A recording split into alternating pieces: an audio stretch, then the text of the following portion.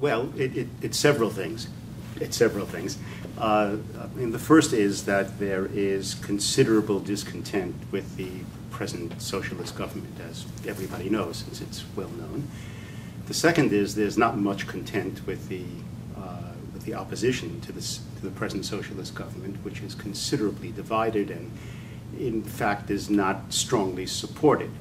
The third is that the far right under Marine Le Pen over the last several years has undergone not a transformation, but a transformation of strategy. And that makes it quite important. So that the far right has targeted particular places where it anticipates that it may be strong. It didn't present lists or candidates in even all of the major municipalities this year. It targeted those it thought it could do very well in, and in fact the strategy worked extremely well.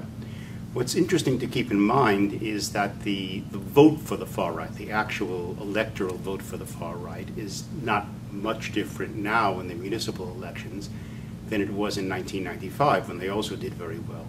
What's different is the number of places where they've won.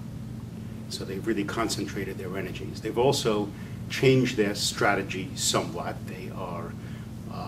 They've given up anti-Semitism, at least for the moment. They are focusing on anti-Islam sentiment, and they are focusing on those constituencies, particularly working class and défavorisé constituencies, where in fact these kinds of issues echo very, very well.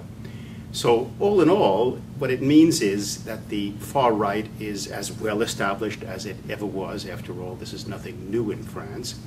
That the established parties, in fact, are very weak in terms of electoral support. And if not entirely predictably, certainly understandably, the National Front has gained considerable energy and considerable support. And it's anticipated that in the European elections that are coming up on the 25th of May, that the National Front will do as well or perhaps even better than the established parties in France. Oh, I should add one more thing, and that is that the European Union is not at the peak of its popularity now, given the present economic crisis and given the general feelings about the way that the European Union has dealt with that crisis, for better or for worse.